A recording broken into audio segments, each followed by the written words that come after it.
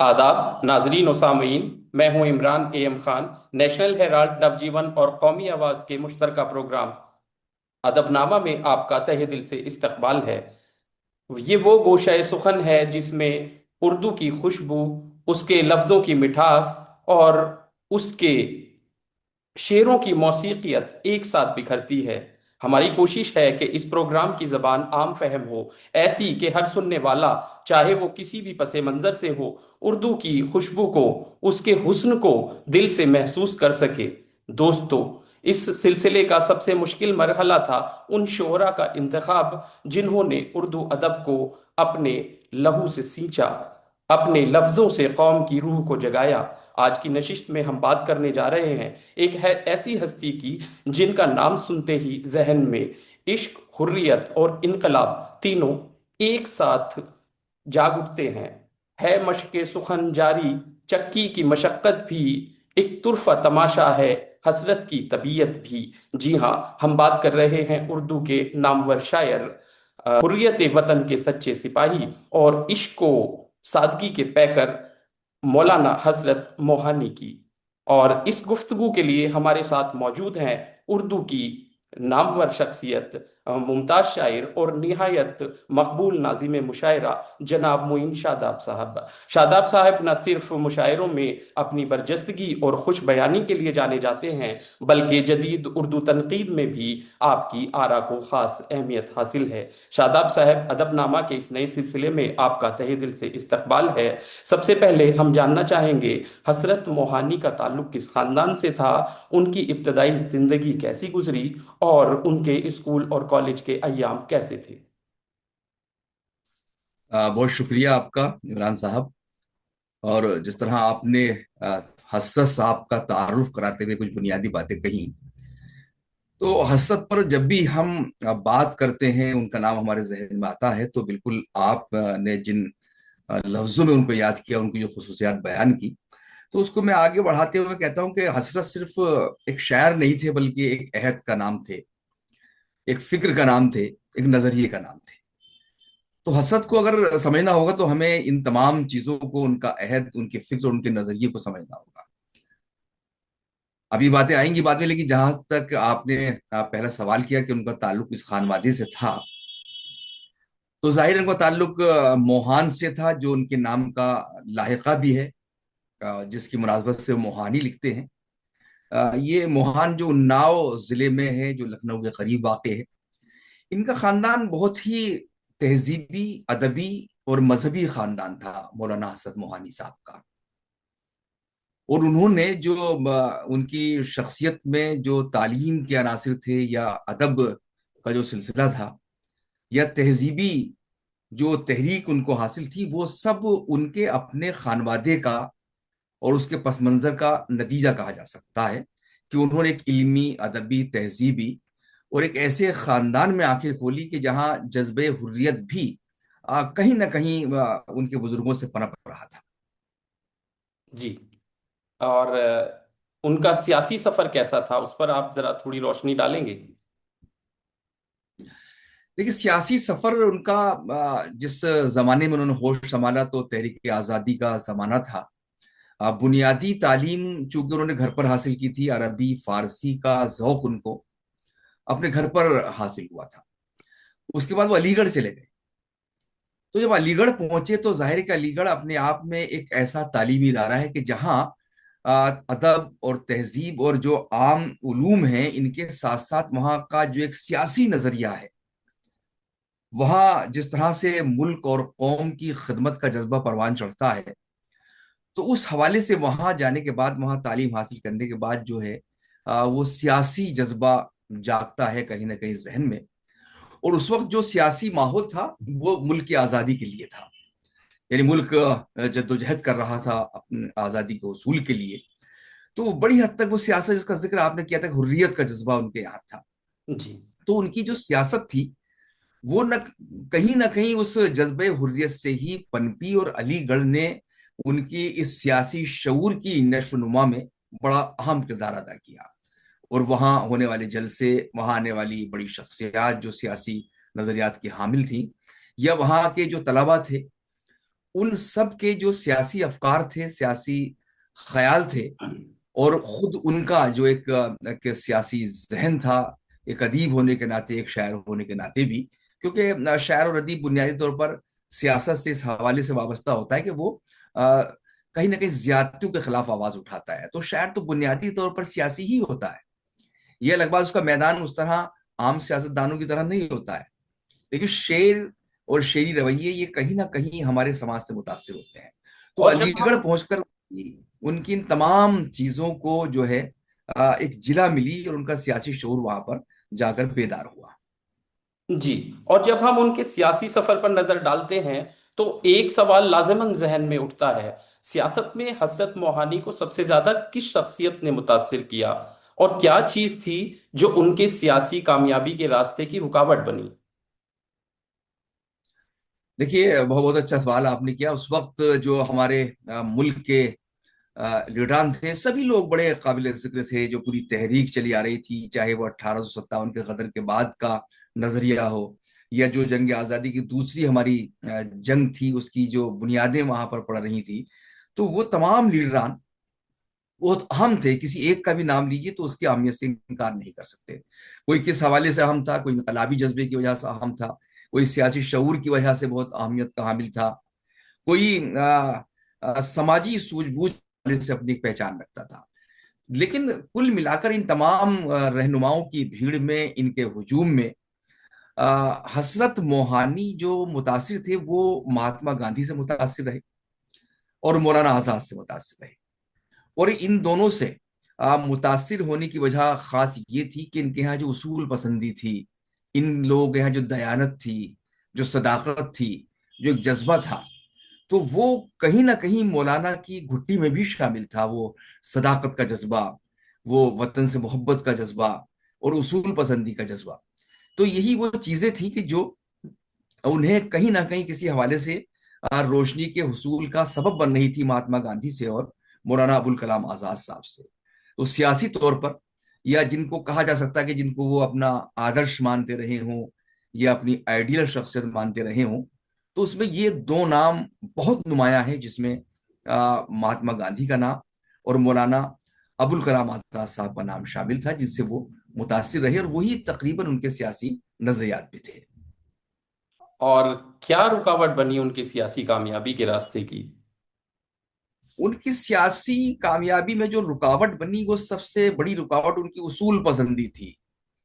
यानी उन्होंने कभी कोई उसूलों की बुनियाद पर या उसूलों को कुर्बान करके उन्होंने कभी कोई समझौता नहीं किया। और यही उनकी खूबी थी, जिसका जिक्र हुआ। जिन जिन जज्बों की वजह से वो महात्मा गांधी से मुतासिर थे, अबुल कलाम आजाद से मुतासिर थे, तो उसमें उसूल पसंदी जो है एक कलीदी रोल अदा कर रही थी। उनका एक ऐसा जज्बा था जो उनके अंदर, उनके शऊर में, उनके अदब में और उनके सियासी नजरिए में शामिल था। और जाहिर है कि उसूल पसंद लोग तो हमेशा मुस्तरद कर दिए जाते हैं, या उनको वो मकाम नहीं मिलता है, या कुछ लोग उनसे घबरा जाते हैं। तो शायद यही एक बड़ी रुकावट थी, जो उनकी उसूल पसंदी थी, जो उनके उसूल थे, जो दयानत थे, जो उनको एक सियासी तौर पर उस मनसब तक शायद नहीं ले जा सकी। ये जो उनकी खूबी थी, और यही वजह उनकी सियासत पर रुकावट की सबसे बड़ी वजह मैं समझता हूँ बनी। और लोग इसका एतराफ भी करते हैं और इसका जिक्र भी करते हैं कि शायद ये उसूल पसंदी ही उनकी सबसे बड़ी वजह जो है वो बनी। जी जी जी, बहुत खूब शादाब साहब। चलिए अब बात को जरा आगे बढ़ाते हैं। वो कौन सा लम्हा, वो कौन सा जज्बा था जिसने हसरत को शायरी की दुनिया की तरफ माइल किया, जिसके नतीजे में उनके कलाम में वो मिठास, सच्चाई और पाकीज़गी उभरी जो इश्क, दर्द, सच के इम्तिजाज से जन्म लेती है?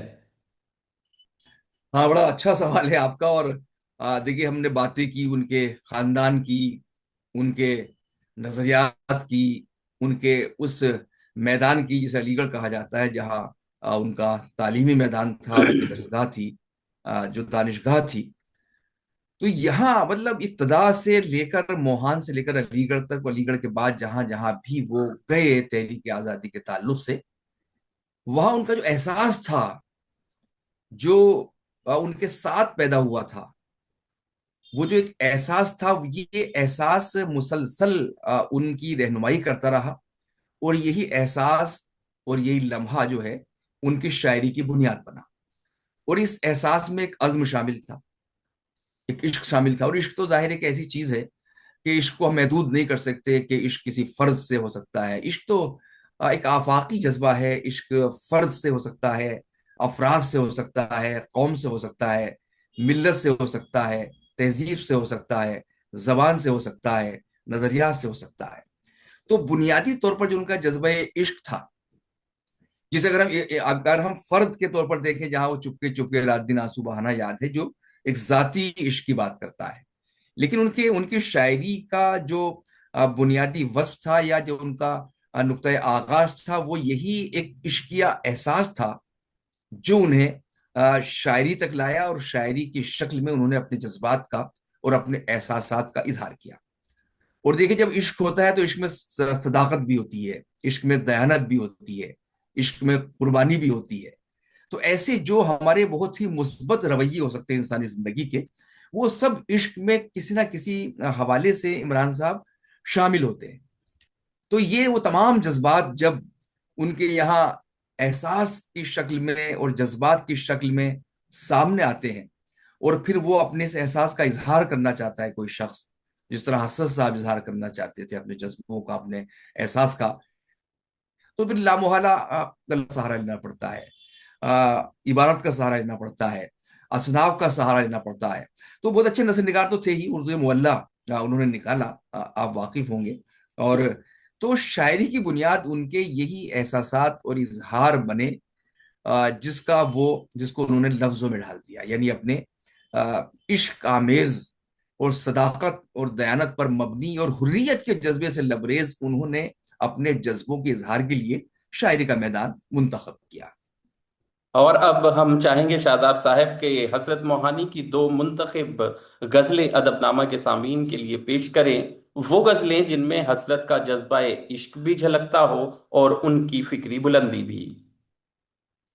जी, अब देखिए, अब हसरत साहब का मामला ये है कि हसरत उन शोरा में शामिल हैं कि जिनके बहुत से अशार मकबूल अवाम व खवास है। यानी आप जो मकबूल तरीन अशार हैं लोगों के, इब्तदा से लेकर, वली से लेकर आज तक के शायर तक, तो आप ये पाएंगे कि जो अशार जरबुल मिसल बन जाते हैं, जिसको हम हवाला बना सकते हैं, जिनको हम रेफरेंस बना सकते हैं, जिनको मौका ब मौका हम पेश कर सकते हैं, वो शायरी हसरत के यहाँ भी पूरी तरह मिलती है। उनका जो भी कलाम है, उसमें शायद ही कोई गजल ऐसी हो कि जिसमें कोई शेर ऐसा ना हो कि जिसको हम इंतखाब कर सकते हैं, इसको हवाला बना सकते हैं। मैं कुछ शेर पहले पढ़ता हूँ उनकी गजलों से पहले, तो अंदाजा होगा कि हसरत की मकबूलियत का क्या आलम था, या हसरत ने जो शायरी की वो किस तरह से मिसाल बन गई, हवाला बन गया। जी आ, इरशाद। जो गजल उनकी बहुत मशहूर है, जिसकी वजह से हसरत पहचाने जाते हैं, वो गजल उनके तारुफ का पहला हवाला है। और वो पहला हवाला इसलिए बना कि उसको गुलकारों ने गाया है, और वो सिनेमा में शामिल है, वो गजल कंसर्ट में शामिल होती है, एल्बम उस पर आए हैं। चुपके चुपके रात दिन आंसू बहाना याद है। जी जी, तो कई ये गुलकारों ने उनका, अपनी आवाज दी है, मशहूर अजीम गुलकारों ने। हाँ, चुपके चुपके रात दिन आंसू बहाना याद है, बिल्कुल आपने सही कहा, गुलकारों ने इसको आवाज दी। चुपके चुपके रात दिन आंसू बहाना याद है, हमको अब तक आशिकी का वो जमाना याद है। तो ये गजल भी मशहूर है, उसके बहुत से अशार हैं जो बहुत मशहूर हैं। कुछ और शेर में उनको एक दो जो मुझे याद आ रहे हैं सुनाता हूं। उनका ये बड़ा मशहूर शेर है, और लोग कोट करते हैं। हमने अपने बचपन में भी सुना था कि नहीं आती तो याद उनकी महीनों तक नहीं आती, नहीं आती तो याद उनकी महीनों तक नहीं आती, मगर जब याद आते हैं तो अक्सर याद आते हैं। तो ये शेर उनका बहुत मकबूल है, जिसको पढ़ा जाता है, जिसका जिक्र किया जाता है। और ये शेर भी उनका मशहूर है कि आरजू तेरी बरकरार रहे, आरजू तेरी बरकरार रहे, दिल का क्या है, रहा रहा न रहा। ये भी बहुत। उनके मकबूल शेरों में शामिल है। और ये शेर भी बहुत मशहूर है, जो अपना लोग इस्तेमाल करते हैं, जो इश्क या जज्बात से मामूल लोग हैं, नौजवान नस्ल है। आज की जो नस्ल है, इस शेर को अपने करीब पाती है कि तेरी महफिल से उठाता गैर मुझको क्या मजाल, तेरी महफिल से उठाता गैर मुझको क्या मजाल, देखता था मैं कि तूने भी इशारा कर दिया। अब बहुत देखिए, खूब। बिल्कुल आज का शेर है जो ये चला आ रहा है, और जाहिर जाहिर के इश्क के जज्बात जो है कहीं बदलते नहीं, वही रहते हैं। तो ये शेर आज के नौजवानों को मुतासिर कर रहा, अपील कर रहा है। आईने में वो देख रहे थे बहारे हुस्न, आया मेरा ख्याल तो शर्मा के रह गई। या उनकी ये गजल बहुत मशहूर है, रोशन जमाले यार से है अंजुमन तमाम, दहका हुआ है आतिश गुल से चमन तमाम। आखिर में एक शेर सुनाता हूँ, बड़ा तवील सिलसिला है उनके अशार का, जो बहुत ठीक मकबूल ठीक। शेर हो सकते हैं। इमरान साहब, एक जी, शेर है जो इरशाद। कोट किया जाता है, शेर दर असल है वही हसरत, शेर दर असल है वही हसरत, सुनते ही दिल में जो उतर जाए। वाह। अब देखिए, हसरत यहाँ एक शायरी की, और अच्छी शायरी की एक तारीफ बयान कर देते हैं कि अगर कोई पूछे कि अच्छी शायरी क्या होती है, किसी अच्छी शायरी के हवाले से कोई मजमून लिखना हो, किसी शायर पर बात करनी हो, तो आप दो मिसरों में मुख्तसर अंदाज में किस तरह कह सकते हैं कि शेर दर असल है वही हसरत, सुनते ही दिल में जो उतर जाए। ये शायरी का पूरा एक एजेंडा है, शायरी का पूरा एक सिनॉप्सिस आप इसको कह सकते हैं। अब मैं एक गजल के कुछ शेर सुना रहा हूँ। ये गजल तो उनकी बहुत मशहूर है तुरफा तमाशा हसरत की तबीयत भी। तो जी। ये तो मशहूर गजल है, और उनको उनके सियासी जज्बे से जोड़ी जाती है। एक गजल मैं उनकी आपको सुना रहा हूँ जो इन दोनों गजलों से अलग हटके है, और बड़ा उसका जिक्र होता है। निगाहे यार जिसे आशनाए राज करे, निगाहे यार जिसे आशनाए राज करे, वो अपनी खूबी किस्मत पे क्यों ना नाज करे, वाह। वो अपनी खूबी किस्मत पे क्यों ना नाज करे, और दिलों को फिक्रे दो आलम से कर दिया आजाद, दिलों को फिक्रे दो आलम से कर दिया आजाद, तेरे जुनू का खुदा सिलसिला दराज करे, वाह। तेरे जुनू का खुदा सिलसिला दराज करे। अब देखिए, ये शेर हर मौके पे इस्तेमाल हो सकता है इस गजल का, मतलब पूरे दो आलम से बेनियाज कर दिया है। और ये चीज कोई दीवाना कर सकता है, कोई जुनून में ही कोई शख्स कर सकता है। और यहाँ फर्ज से इश्क भी है और वतन से इश्क भी शामिल है। और ये शेर तो बहुत मशहूर है उनका, इस गजल का। इसका इंतखाब मैंने इसलिए किया, इसका दूसरा मिसरा कोट किया जाता है, और जो आवारा गर्द अशार कहे जाते हैं, या वो अशार जिनका एक मिसरा मशहूर हो जाता है, फिर उनके दूसरे मिसरे मिसरे तलाश किए जाते हैं।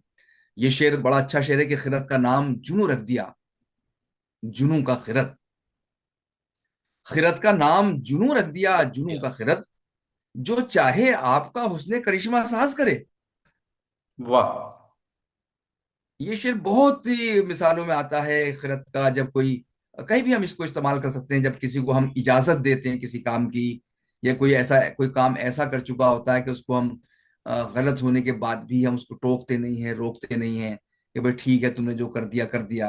तो खिरत का नाम जुनू पड़ गया, जुनू का खिरत, जो चाहे आपका उसने करिश्मा साज करे। तेरे सितम से मैं खुश हूं कि गालिबन यूं भी, तेरे सितम से मैं खुश हूं कि गालिबन यूं भी, मुझे वो शामिले अरबाब इश्तियाज करे। थोड़ा मुश्किल शेर है क्योंकि आज का नहीं है इश्तियाज वगैरह के अल्फाज का इस्तेमाल, लेकिन इस गजल में शामिल है तो मैंने इसको पढ़ा।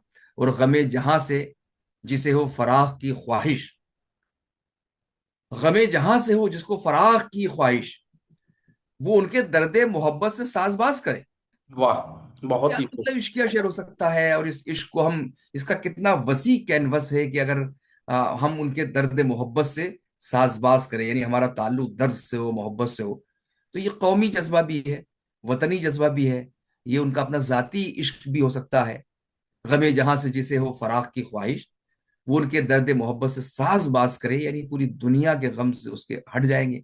उम्मीदवार हैं हर समत आशिकों के गिरोह, उम्मीदवार हैं हर समत आशिकों के गिरोह, तेरी निगाह को अल्लाह दिल नवाज करे। वाह। बहुत ही खूब। उम्मीदवार हैं हर समत आशिकों के गिरोह, तेरी निगाह को अल्लाह दिल नवाज करे, तेरे करम का सजावार तो नहीं हसरत, तेरे करम का सजावार तो नहीं सरफराज तो हसरत, नहीं। अब आगे तेरी खुशी है जो सरफराज करे। वाह। ये हमदिया शेर भी है, और ये जाहिर है इसको कहीं भी इस्तेमाल किया जा सकता है, गजल का शेर भी है। अब वो शेर मैं वो गजल मैं इजाजत चाहता हूँ पढ़ने की, वो है मशके सुखन जारी चक्की की मशक्कत जी, है, क्योंकि ये इरशाद। इरशाद जब हाँ जज्बे हुर्रियत का आपने जिक्र किया और बात का आगाज भी यहीं से हुआ। और चुपके चुपके तो बहुत हो चुका है, अब तो बहुत खुल के हो चुका है चुपके चुपके। तो ये गजल के मैं कुछ शेर पेश करता हूँ आपके नाज़रीन की खिदमत में, आप सबकी खिदमत में। है मशक़े सुखन जारी, है मशक़े सुखन जारी, चक्की की मशक्कत भी, एक तुरफा तमाशा है हसरत की तबीयत भी। अब ये हसरत की पूरी शख्सियत को बयान कर देता है, ये जो मतला है। यानी जिस तरह से उन्होंने शायरी की, जिस तरह से इश्क किया, और जिस तरह से उन्होंने सौबतें उठाई आजादी की, ये मतला में ही जंग। मक्ते का भी रंग मतले में ही दे दिया है उन्होंने। जी बिल्कुल सही सही कह रहे हैं आप। ये मतले का रंग भी मक्ते में शामिल हो गया है। ये तकनीकी तौर पर ये भी एक सनत है। ये जी है जी। मशक सुखन जारी, चक्की की मशक्कत भी, एक तुरफा तमाशा है हसरत की तबीयत भी, जो चाहो सजा दे लो तुम और भी खुल खेलो, जो चाहे सजा दे लो तुम और भी खुल खेलो, पर हमसे कसम ले लो की हो जो शिकायत भी।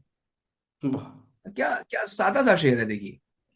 पर हमसे कसम ले लो की हो जो शिकायत भी, आ, दुश्वार है रिंदों पर इनकारे करम यकसर, दुश्वार है रिंदों पर इनकारे करम यकसर, ए साकिए जा परवर कुछ लुत्फो इनायत भी, बहुत खूब। ए साकिए जा परवर कुछ लुत्फो इनायत भी, दिल बसके है दीवाना उस हुस्न गुलाबी का। अब देखिए हुस्न गुलाबी ये आज की तरकीब है।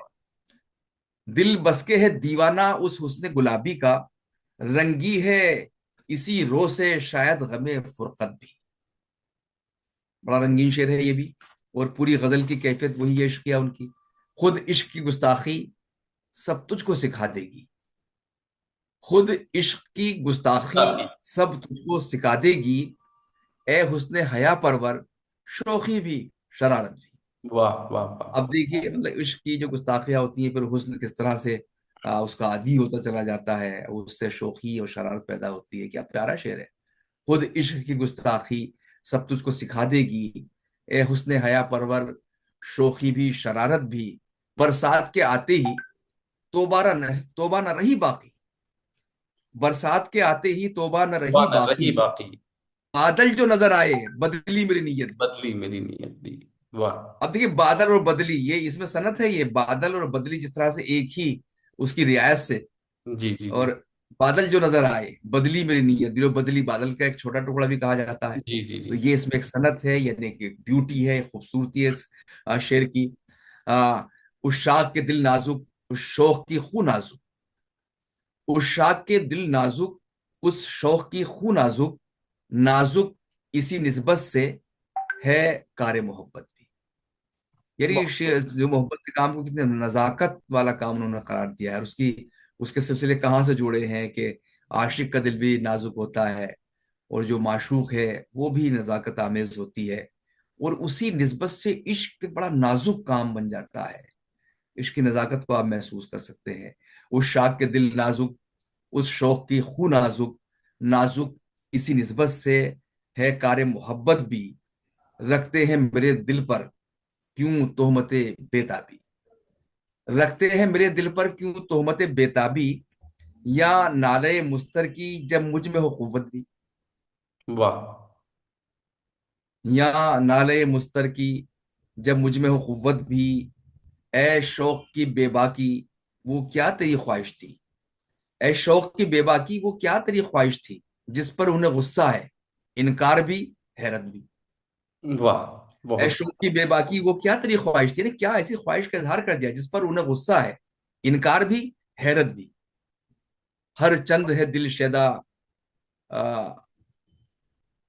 हुर्रियत कामिल का, यानी कि मुकम्मल आजादी। यहाँ एक बात मैं और अर्ज कर दूं, मौलाना हसरत मोहानी ने मुकम्मल आजादी का नारा बुलंद किया था। जिस तरह इनकलाब जिंदाबाद का नारा भी उन्होंने दिया था, उसी तरह मुकम्मल आजादी ये नारा भी हसरत मोहानी साहब का था। उसका जिक्र देखिए उनकी शायरी में आया। जी। हर चंद है दिल शैदा हुर्रियत कामिल का, मंजूर दुआ लेकिन है कैद मोहब्बत भी वाह। है। हाँ, और आखिरी शेर में वो कुछ शोरा को जो जमाने के थे वो खराज अकीदत पेश कर रहे हैं, खराज तहसीन पेश कर रहे हैं अपने मक्ते में। हैं शादो सफ़ी शायर या शौक व वफा हसरत, फिर जामिन व महशर हैं इकबाल भी वहशत भी। ये अपने वाह। जमाने के शायरों को उन्होंने बयान किया है। तो जी। ये गजल उनकी बड़ी मारकतुल आरा गजल है, जो जाहिर है कि इसका जिक्र भी होता है, हमारे निसाब में पढ़ाई भी जाती है। जी। और इस गजल के बगैर हसरत पर बात करना तकरीबन नामुमकिन सा है। जी। इमरान साहब। बहुत खूब। नाजरीन, वक्त ने इजाजत नहीं दी, वरना हसरत पर गुफ्तगू का सिलसिला बहुत वसी है। हम अगली किश्त में एक और अजीम शायर की जिंदगी के कुछ जाने और कुछ अनजाने पहलुओं पर बात करेंगे। तब तक के लिए हम दुआ गो हैं कि अल्लाह आपकी हिफाजत करे और आप इस सफर में हमारे साथ जुड़े रहें। नेशनल हेराल्ड, नवजीवन और कौमी आवाज की इस अदबी काविश के लिए आपकी राय हमारे लिए बहुत कीमती है। अपनी राय जरूर दीजिएगा, क्योंकि आपकी आवाज ही हमारी रहनुमाई है। ये थी आज की अदबनामा की नशिस्त। अब मैं इमरान खान आपसे इजाजत चाहता हूँ।